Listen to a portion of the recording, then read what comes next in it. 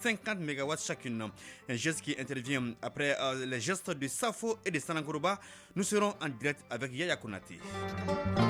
Nous sommes le samedi 1er juin, c'est la journée mondiale du lait, une journée pour valoriser les producteurs du lait au Mali.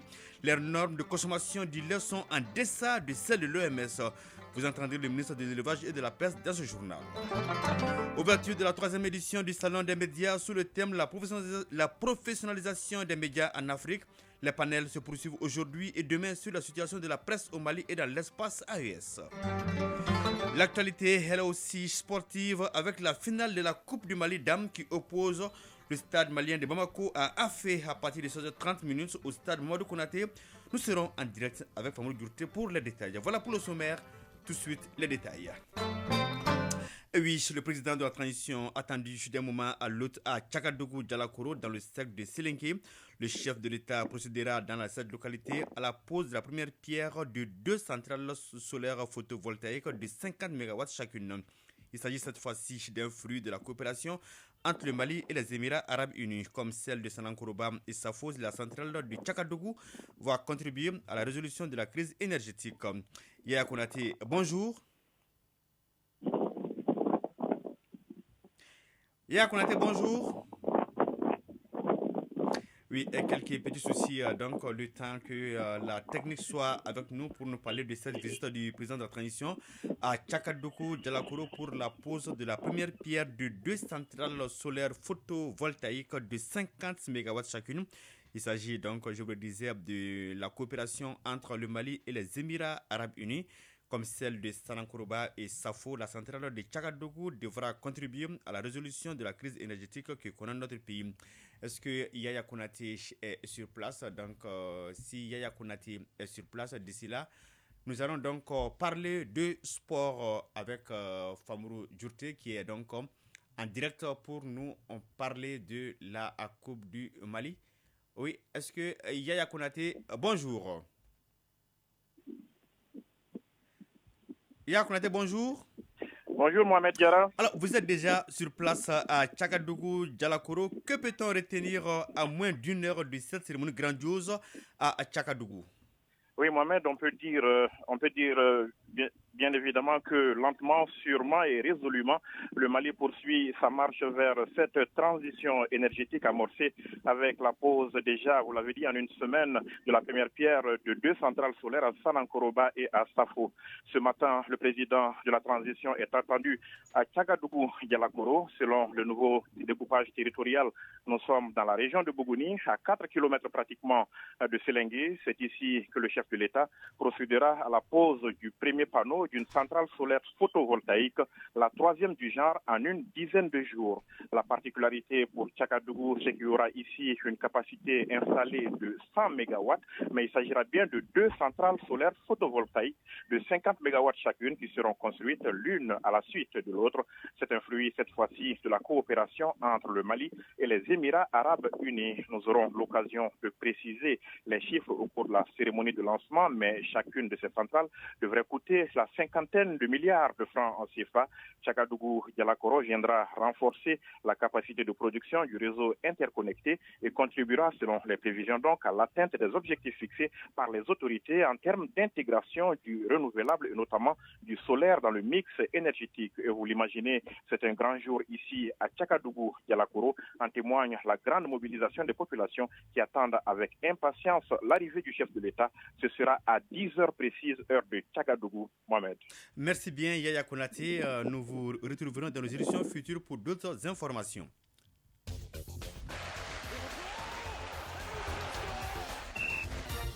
Oui, jour J, l'événement du jour, c'est bien la finale de la Coupe du Mali de football. Afrique Football sera face au stade de Bamako. Une finale inédite. Famoulou Djourté, bonjour. Bonjour Mohamed Diarra, bonjour à tous. Une première quand même pour Afrique Football Elite. Oui, en effet, c'est une finale qu'on ne s'attendait pas du tout au coup d'envoi de la compétition. Chaque année, on s'attend à voir soit le stade malien de Bamako, le Djolobassé ou l'Aïsraël disputer la finale de la Coupe du Mali de football. Cependant, cette année, l'équipe d'Afrique Football Elite a déjoué tous les pronostics en se qualifiant pour la finale. Elle affrontera l'ogre stade malien de Bamako, tenant du titre et recordman de la compétition avec 22 titres en 31 finales disputées. Afrique Football Elite est réputé pour sa jeunesse et sa technique sur le terrain, tandis que le Stade Malien de Bamako a l'expérience et une force physique impressionnante. Les deux équipes se sont déjà affrontées à 2 reprises cette saison en championnat avec une victoire de chaque côté. Il est également important de souligner que les 2 entraîneurs, Ségou Sek et Mamoudou Kane d'Imourlé, sont des nationaux possédant une grande expérience. À quelques heures donc du coup d'envoi, la pression est à son comble pour ces 2 équipes qui feront tout pour remporter la victoire et se qualifier pour les tours préliminaires de la Coupe de la Confédération africaine de la CAF. Les enjeux sont trop importants pour les 2 clubs. Écoutons Siran Diabaté, le cofondateur d'Afrique Football Elite. Grâce à Dieu, on a réussi à obtenir le maintien en première division, qui n'était pas une chose facile. Le 1er juin, notre première finale de la Coupe du Mali. Alors, est-ce que cette finale, c'était un objectif ou bien un bonus? Non, c'est un bonus parce que l'objectif, c'est vrai que tout au long de l'année, le premier objectif, c'était le maintien. On a plutôt fait tourner dans les premiers matchs de coupe, entre guillemets ceux qui jouent moins en championnat, mais aussi ils avaient envie de montrer qu'ils avaient le niveau pour jouer. Donc Dieu a fait qu'on est arrivé dans cette finale. On sait qu'aujourd'hui, on va rencontrer la plus grande équipe ou l'une des plus grandes équipes aujourd'hui du championnat, le Stade Malien. Aujourd'hui, le Djoliba et le Stade Malien, on sait très bien que c'est les plus grandes équipes qu'on a dans le pays. On espère aujourd'hui donner du plaisir à tous les supporters, les spectateurs, les amateurs du football. C'est un match de foot qu'on doit prendre avec beaucoup de sérieux. Concentration, c'est une finale. Aujourd'hui, les favoris, c'est le Stade Malien. Nous, on est les petits poussés. Donc, on va venir aujourd'hui avec nos arguments et essayer de les déranger au maximum. Voilà, c'était là Siran Diabaté, le copropriétaire d'Afrique Football Elite avec le Sénégalais Diomansi Kamara. Voyons à présent avec Siragatou Sissé comment les Blancs de Bamako se préparent à aborder la finale de cet après-midi. Le complexe sportif Fousseini Diarra aux couleurs de la finale de la Coupe du Mali. Le Stade Malien de Bamako, en route pour un 23e sacre, est à pied d'œuvre dans sa préparation. Les Blancs, détenteurs du trophée, se disent prêts à conserver la couronne. Cheikh Oumar Fofana, défenseur du Stade Malien de Bamako. L'ambiance est au top. On est là depuis un certain moment, on prépare déjà la finale avec plein de sérénité et beaucoup d'engagement aussi. Donc on sait que cette finale, ça ne va pas être facile, mais on la prépare et on veut la gagner aussi. Le Stade Malien de Bamako va disputer ce samedi sa 32e finale de l'histoire. Les joueurs et le staff technique mesurent la portée du match à enjeu. Au bout du compte, le ticket d'accès à la Coupe de la Confédération. Mamoudou Kane, entraîneur du Stade Malien de Bamako. On va être prêt, on va être ambitieux, on va être déterminé, engagé. Une finale, ça ne se joue pas, ça se gagne. Les Blancs de Sotiba, classés 2e du championnat national de Ligue 1, tenteront de brandir Dame Coupe pour sauver leur saison.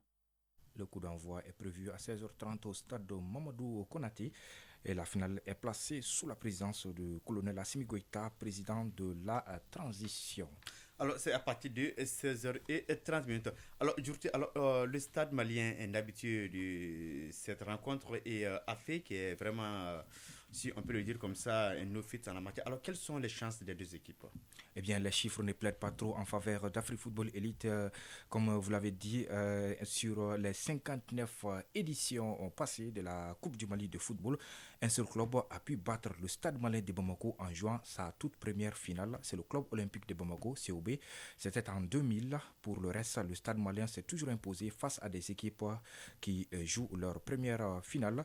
Alors, vous avez certainement remarqué le chiffre 59 que j'ai mentionné en dessus. Alors qu'on parle de la 63e édition de la Coupe du Mali de football, c'est parce qu'il y a 2 éditions qui ne sont pas allées au bout. La finale de l'édition de 2017 n'a pas été jouée. Elle devait opposer les 2 mastodontes du football malien, le Stade malien de Bamako et Djoliba Assi. L'édition de 2020 est arrêtée au 16e de finale et l'édition de 2019 n'a même pas commencé. On revient chez nos 2 finalistes du jour. La dernière fois que le Stade malien a perdu une finale de Coupe du Mali de football remonte à 2011 et c'était encore contre le club olympique de Bamako, COB. Et je signale au passage que les Olympiens ont 3 Coupes du Mali. Ils ont remporté les 3 finales contre le Stade malien de Bamako. Concernant Afrique Football Elite, il y a 3 facteurs quand même qui lui sont favorables. Premièrement, la pelouse du stade Mamadou Konaté, récemment rénovée par l'État, qui facilite une bonne circulation de balles. Deuxièmement, Afrique Football Elite reste sur une victoire 1-0 contre le Stade malien de Bamako en championnat. Et troisièmement, le COB a bel et bien montré qu'on peut battre le Stade malien en jouant sa première finale, même si ce n'est pas donné à tout le monde. Oui, on rappelle donc cette rencontre au Stade malien Afrique Football Elite à 16h30 au stade Mamadou Konaté, une rencontre qui est présidée par le chef de l'État, le colonel Assimi Goïta. Et à suivre également sur nos antennes télé-radio. Tout à fait, exactement. Une autre finale est attendue ce soir. Il s'agit de Dortmund contre Real Madrid en Ligue des Champions d'Europe. Et oui, le Real Madrid, monstre sacré de la Ligue des Champions, se présente avec sa myriade de stars à Wembley ce samedi en ultra favori face au Borussia Dortmund, outsiders au plus petit budget, porté par un collectif et le doux rêve de réaliser l'impensable. La reine de compétition européenne livre son épilogue ce soir à Londres. Ce samedi, le palmarès, la dynamique, l'effectif et le budget penchent en faveur des Espagnols du Real Madrid, club le plus titré de l'histoire avec 14 étoiles, dont 5 décrochées sur les 10 dernières années. La Maison Blanche, peuplée de jeunes talents, Jude Bellingham, Rodrigo ou encore Vinicius et des sacrés vétérans Nacho, Toni Kroos, Luka Modric, entend remonter sur le trône au terminus d'une saison quasiment parfaite, parsemée de 2 défaites seulement en 54 matchs. Le Real de Carlo Ancelotti n'est jamais aussi fort que quand retentit l'hymne de la Ligue des Champions. Sa compétition fétiche, celle de ses coups d'éclat les plus retentissants. Pour rallier Londres, les Madrilènes ont égalisé 2 fois contre Manchester City en quart de finale. Allez, garder les nerfs solides au retour, tenu en échec le Bayern Munich, puis renverser les Allemands en demi-finale retour. Malgré cela, Dortmund ne veut pas venir à Wembley sur la pointe des pieds, ou alors, s'il le fait, c'est pour pouvoir regarder l'ogre madrilène dans les yeux. 2 mondes s'opposent ce samedi à Wembley, un seul triomphera. Merci bien, Famou Douté, pour toutes ces informations. La suite de ce journal dans une poignée de secondes.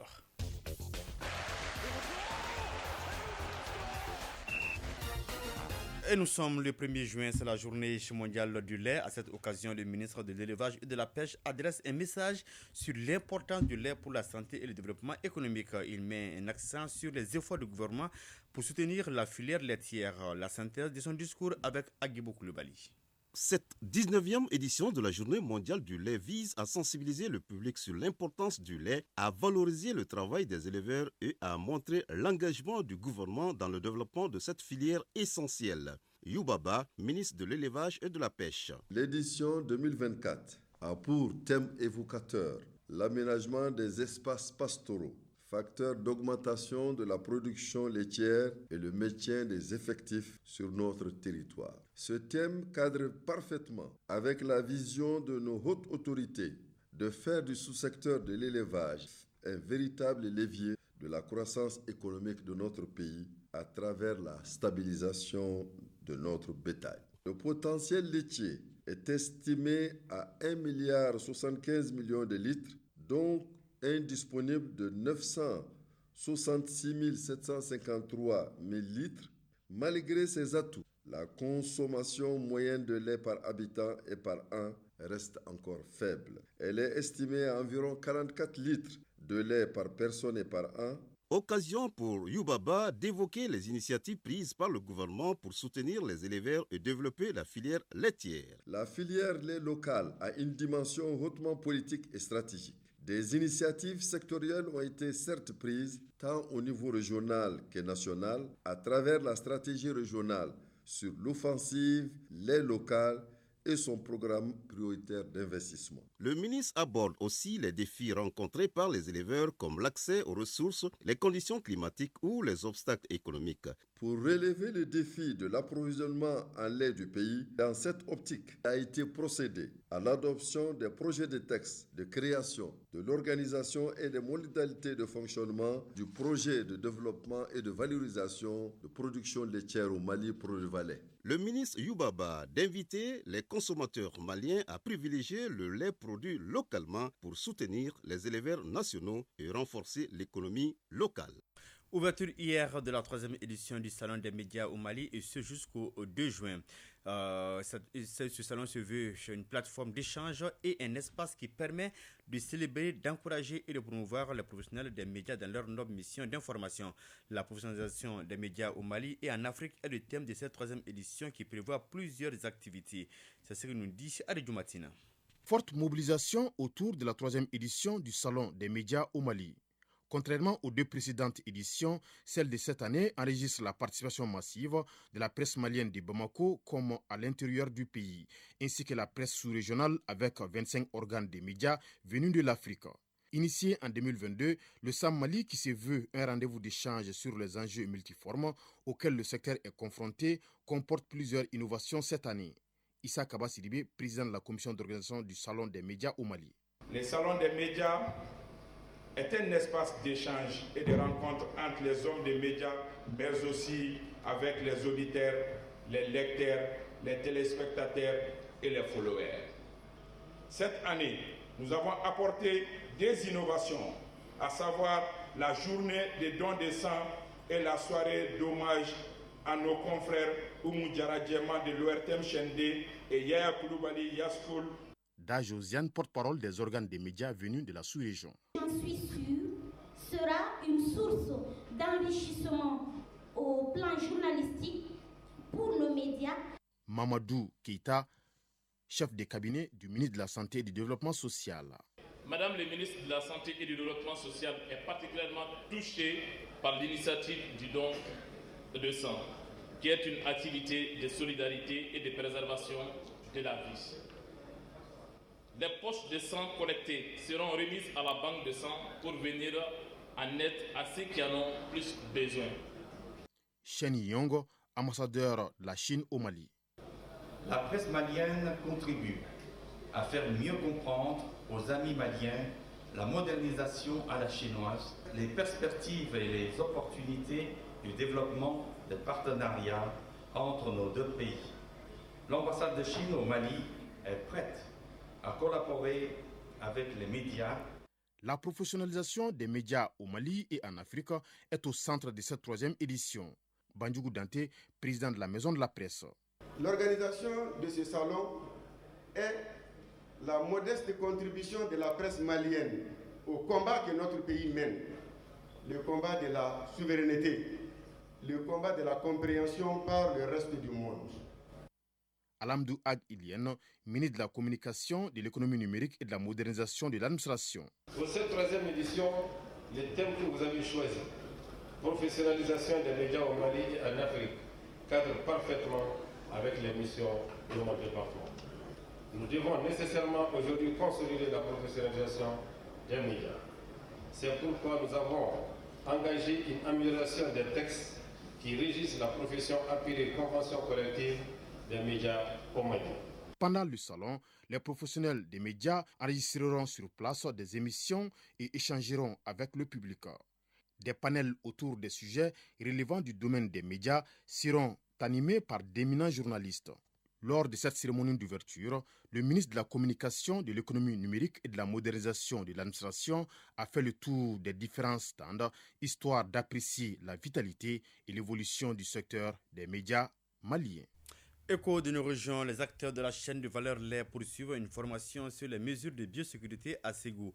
Comprenez par biosécurité toute pratique et mesures mises en œuvre pour prévenir l'introduction, le maintien et la dissémination d'agents pathogènes dans les fermes, les unités de transformation du lait. La correspondance de Amirou Diallo. L'élevage contribue favorablement au développement économique du Mali. C'est pour booster ces secteurs que le Sénasa, Centre national d'appui à la santé animale, renforce les capacités d'une trentaine d'agro-éleveurs, de transformateurs et de collecteurs de lait sur les mesures de biosécurité. Dr Mamadou Kamara, directeur du Sénasa. Renforcer la résilience des agro-éleveurs contre les maladies, les intérêts des marchands spécifiquement. Elle permettra de renforcer la capacité des producteurs et des professionnels du lait à faire face aux défis sanitaires.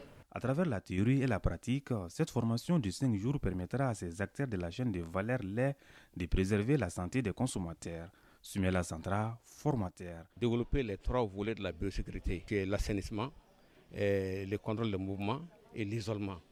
Et dans les centres de collecte, il y a des gens qui achètent, qui collectent les laits.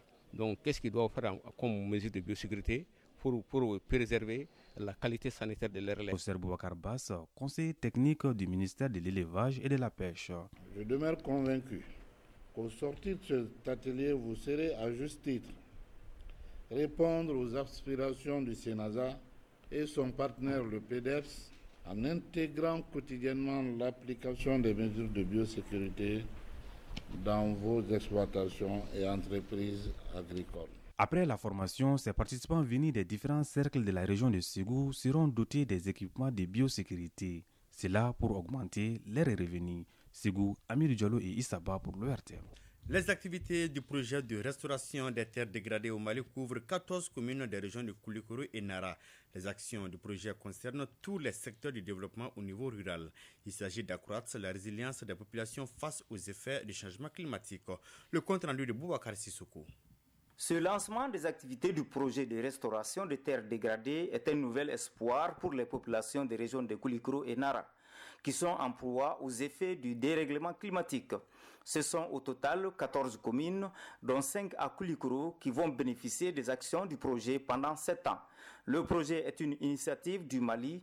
Il est financé par la Banque mondiale à hauteur de 90 milliards de francs CFA. Madou Diallo, coordinateur national de PRTD Mali. L'instant où nous sommes, nos partenaires de mise en œuvre, les institutions partenaires, la coordination régionale de l'unité d'appui à la mise en œuvre du PRTD peuvent effectivement commencer à recevoir les domaines de sous-projets, les demandes de sous-projets en lien avec la restauration des paysages, les demandes de sous-projets dans le domaine des alliances productives sur les produits forestiers non lignés et les demandes d'alliances productives pour la pêche communautaire ou traditionnelle. Le projet de restauration des terres dégradées au Mali vise l'autonomisation des populations rurales à se servir de leur environnement de façon durable. Les avantages du PRTD Mali sont multiples. Drissa Traoré, conseiller technique au ministère de l'Environnement, de l'Assainissement et du Développement durable. Les terres cultivées sont de plus en plus affectées par l'érosion éolienne, la dégradation chimique, la dégradation physique des sols, la dégradation biologique et la dégradation par les eaux de ruissellement.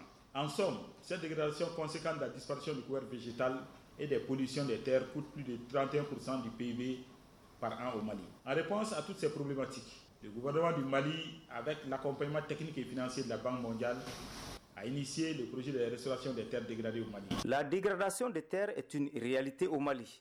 Le phénomène est perceptible précisément dans les zones du Sahel. C'est la raison pour laquelle les autorités régionales de Koulikoro et Nara n'ont ménagé aucun effort pour mobiliser toutes les couches socio-professionnelles à la cérémonie de lancement. Cela dans le but que le PRTD Mali soit couronné de succès le jour du bilan en 2030. 9h23 à Tchakadougou, c'est la fin de cette édition, mais je vous rappelle les principales informations. C'est bien la pose de la première pierre de 2 centrales solaires photovoltaïques de 50 MW chacune dans le cercle de Tchakadougou, donc dans la localité de Tchakadougou, Djalakourou, dans le cercle de Silingim. Nous ferons donc le point avec Yakounati, qui est notre envoyé spécial dans les éditions futures. L'autre événement du jour, c'est bien la Coupe du Mali de football qui épouse cet après-midi à partir de 16h30 le stade malien de Bamako à Afrique Football Elite, une rencontre à suivre sur nos antennes. Cette édition s'achève donc, une édition présentée par Mohamed Diarra avec le concours de Alima Ouattara à la mise en onde. La mise en ligne est assurée par Tamsi Diabaté et toute son équipe coordination éditoriale. Ousmane Daou a retrouvé cette édition sur www.ortin.ml et nos plateformes digitales. D'ici là, passez d'excellents moments accompagnés d'un programme de Radio Mali. Au revoir.